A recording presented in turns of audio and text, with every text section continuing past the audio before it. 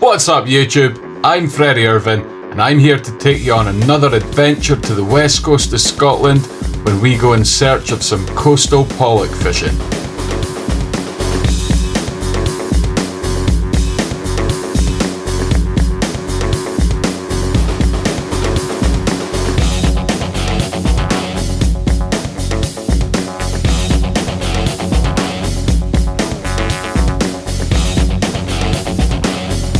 What was saying?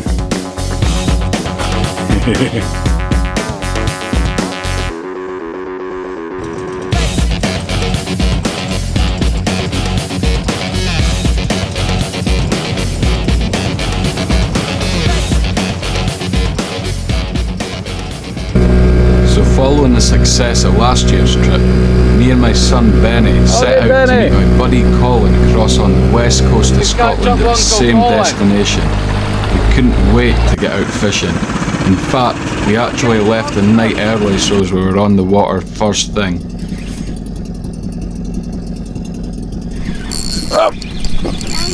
We're in! And as soon as we got out on the water, the Lowrance Eagle 7 absolutely illuminated with the amount of fish on the screen. It was a great opportunity to send down the new Westin flashin anchovy jig in the 40-gram version. Right. Drop it down there because they're literally right underneath us, Benny. The last couple of times I've had Benny out with me, we've been away pike fishing and he's been putting a lot of effort and practice into his casting. So it was a bit of a change of scenery today, being able to drop the jig right at the side of the boat and have it go straight down into some fish. It'll take a wee minute for it to drop down. I'm gonna lay it down. When vertical fishing like this, a nice low diameter braid is imperative. I've opted for the Westin W8 Oceanic Forge braid in .235 diameter. It's strong enough and thin enough to get down there fast. Freddie, have you noticed all the wee crabs swimming about? No! There's a few I've seen there. Benny's got himself a wee deal. Catch me a fish and I'll give him 5 minutes to drive in the boat. I thought this deal would have lasted 15 minutes or so, but as soon as I said this, the boy was into fish. Right, again. Right.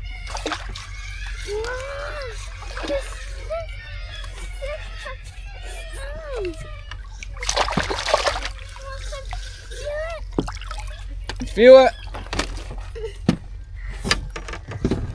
I got this feeling. I caught one. You caught one? This is a good one. This is a good one. This is a good fish. 76 seems to be the number for the better fish, Freddie, yeah? Is it? As Colin pointed out, the majority of the fish were held up in 60 to 70 foot of water. Wonder what's holding now and them again, at that depth, we could drift in closer to the shore and catch some bigger fish in amongst the nice. Nice. I just caught it one. Well done, Benny. That's Well a cracker. done. You think you can hold it up and get a photo? You got it?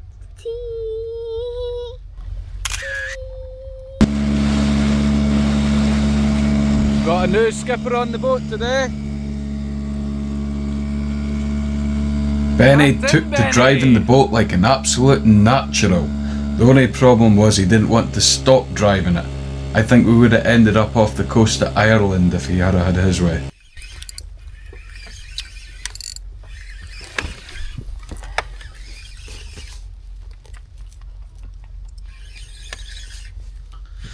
With heading closer into the shore, it was clear to see that our theory had a consistent pattern about it. Better ones out Bigger here, Colin, fish into the shore, in amongst the kelp. Better ones out here. Smaller 2 and 3 pound pollock were all held out in deeper 100%. water. It's 100 set, Colin. Wake up, Benny boy! We had a good opportunity today to test out my new W2 Precision Cast Limitless DLG rod in 7'7", 10 to 40 gram. A very versatile rod for soft plastics and metal jigs.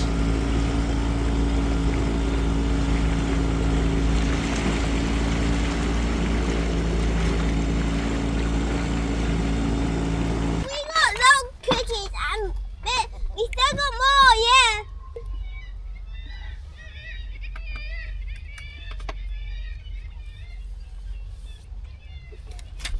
Daddy, caught one. The beauty about a rod like this for coastal pollock fishing, 1 minute you could be fishing soft plastics, then you're switching up to top waters, and then you maybe drift out to some deeper water and you want to use heavy jigs. The versatility in this rod is next level. It's a perfect one-stop rod. Ah, that's a better fish, eh? Look at this guy, get the net! Get the net!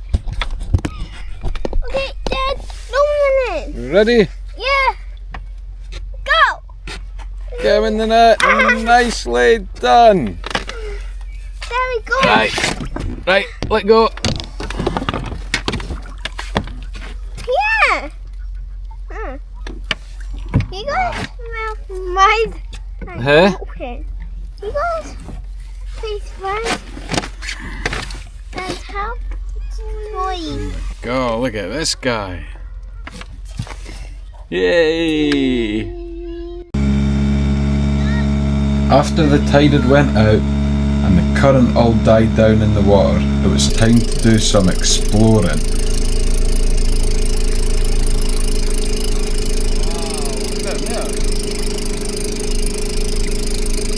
We took the boat in closer to the shore to get a look at the coastal caves and all the wildlife that was sat around them.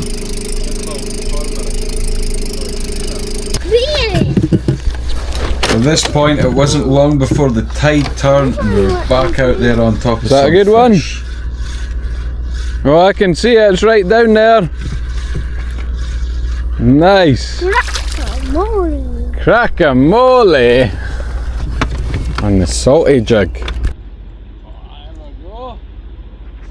Hit him for Bowen's sake.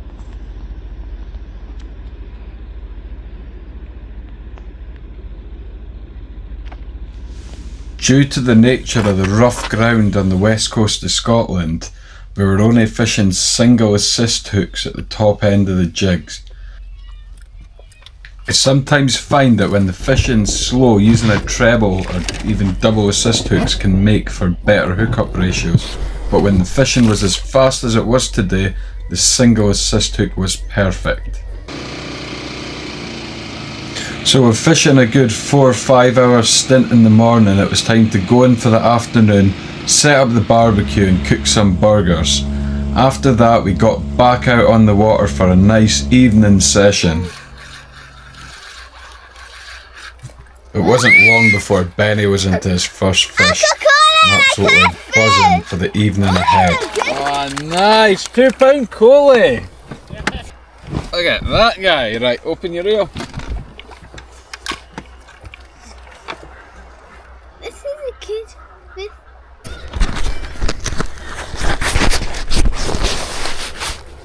Feels like a better fish this time. So for the evening session ahead, I brought out my second rod, Oh yeah! W8 power stick in 8'3", 10 to 50 gram. It's an absolute powerhouse of a rod, and possibly not quite as versatile as the W2 DLG, but this rod has got the strength and durability to deal with these big hard fighting pollock.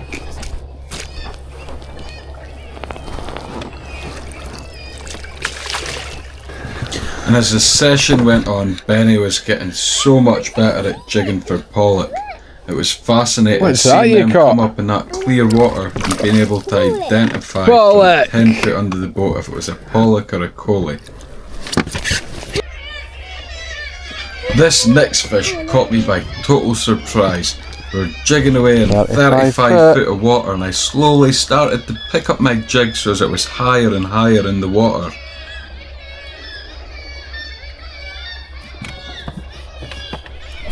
Yeah! Oh, Benny boy! Dad, you want some help? Oh yeah, look at him! What's that? Oh, it's a wrasse! A ballan wrasse had followed it right up until it was about 10 foot below the surface and nailed it last minute. Do you have some teeth? Yes. Oh, ouch! And big prickers on the dorsal fin. Look at them big spikes. Oh, And that, exactly what happened there, was how I managed to burst a tiny little hole in the air deck of my last sieve. At least this one's got an aluminium deck. You get it? Yeah. Whoa, Wow, I just nice. some teeth there. Dad, let's take a look at teeth. Wow, this is teeth. The cool teeth. Show it to the camera. I got You'll maybe guess from my Instagram, I absolutely love my fish photography, and with that low I'll get a selfie evening with that. sunlight and the cliffs in the background, it just makes for the best ever catch shots. Why not holding it? No, I'll hold. What did you catch? A couple of coalies, wee man? Coalfish today? What? You got one coalie and then a load of pollock. Well, after we'd all had a lot of fish during the evening, it was time to reel the rods in and start putting a plan together for the following day. Now, when looking at the forecast, it didn't look great, but we did see a little window of opportunity first thing in the morning before the wind properly had a chance to pick up. Hey! What you saying, you wee loser? You're ripping me. You call you, I call you loser. Oh yeah. Dogfish. With one last stop before we headed into shore, it was time to check Colin's lobster traps. Look at the big velvet swimmers, look. Now, unfortunately, there was no lobster in the trap, but what there was a couple of small dogfish, and for months on end now, Benny has been obsessed with watching dogfish videos on YouTube, so it was really cool to be able to show him one up and close in the flesh before we safely released it back into the wild.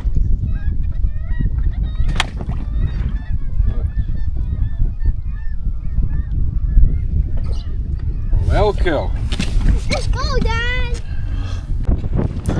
Day 2 comes round, and it is absolutely windy.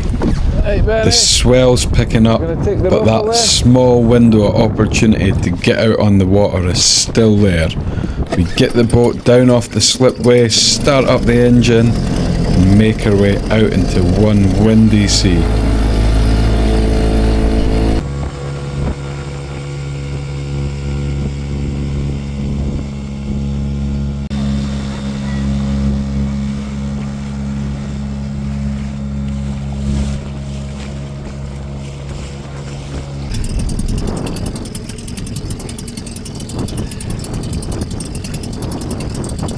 With a substantial wind speed now and a good amount of swell picking up in the water, the fish were having it. They were biting big time, but we were only getting a couple of minutes on the drift before we had to circle back round. Nice. So we kept the outboard running and kept an eye on the depth of water on the sonar. We were starting the drift off at 70 foot of water, and by the time we'd reached 20 foot, 18 foot of water, we were having to zip back round and start the drift again.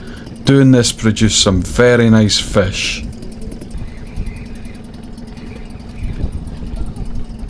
In amongst the pollock, it was good to catch an occasional coalfish as well. These were a lot smaller than the pollock, probably averaging at just a couple of pound, but pound for pound they fought so much harder than the pollock. It wasn't long before we reached the shore again and had to zip back round to the top of the drift. I wasn't sure how Benny would react to the swell on the water today, but man, he was absolutely loving it. Hang on. Right, just drop it down here I gotta get some fish, okay? It's 67 foot of water, but it's gonna pick up real quick. Right on that shelf. Right, see on the sonar, we're still in deep water, 57 foot. Winding a little bit more. Right, stop.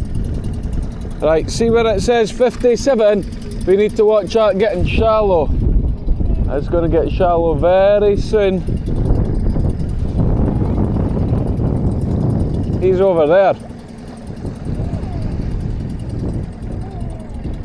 Yep, right, look, fish there, drop, drop, drop.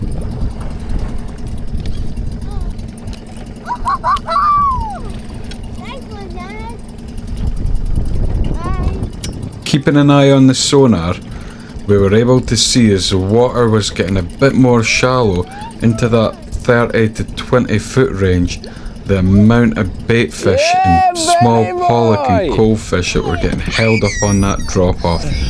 It was great. Benny came into a fish immediately, and soon after I came into one. We had a double hookup in amongst all this mayhem.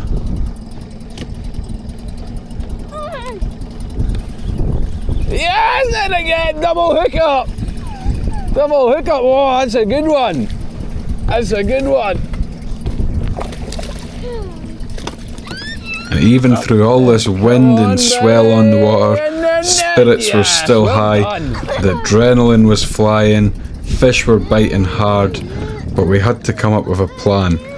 The swell was getting worse, the drifts were becoming faster, and we were reduced to using 40 and 50 gram metals to get down there quick enough to the fish. So after one last fish, we headed over to Colin's boat to come up with a plan, see what we could do next about this uprising swell.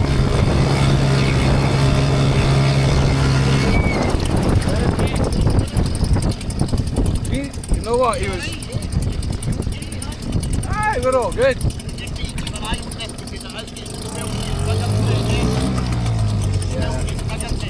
That's getting a bit bigger.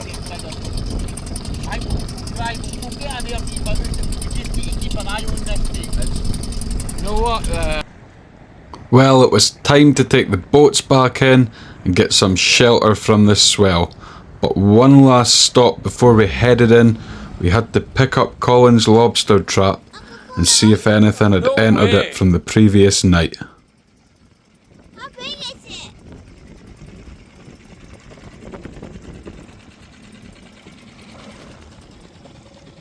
Size of that bad boy. Oh, look at them! Hey, well done!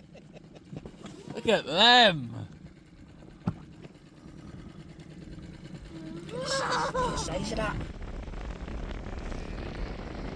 Fortunately, there was a few lobsters in the trap, and it would be rude not to take one for the table.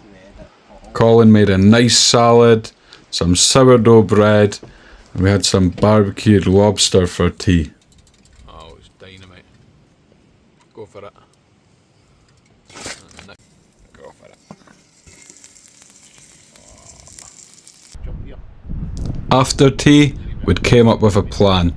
We were going to hit the road, put some miles in, and try and find some more sheltered water. Our drive across the west coast of Scotland was unbelievable, atmospheric to say the least, with large mountains, low-lying clouds, low sun, and beautiful water in the background. We finally reached our destination just as it was getting dark. Oh, what's that bit? It was looking perfect. Unfortunately, the wind was set to pick up for the following morning, and when we got up for day 3, it was unbelievably windy. White horses. I even managed to zoom in the camera on a little tender boat here, and you could see how much it was struggling. It was time to come up with plan C.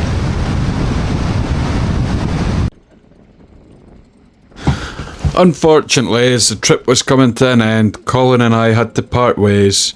But me and Benny jumped onto a little sea loch to use the last few hours of our trip. That's a blank over with. Now, technically I never blanked on the sea loch, but the fishing was far below average. Still, it was nice to get out on the water with Benny again. We used our time giving him a little drive of the boat, and then we passed by a salmon farm so as he can have a little look at the zombie salmon swimming about. After that, we found a nice rock with some seals on it, which we had a wee look at from a distance.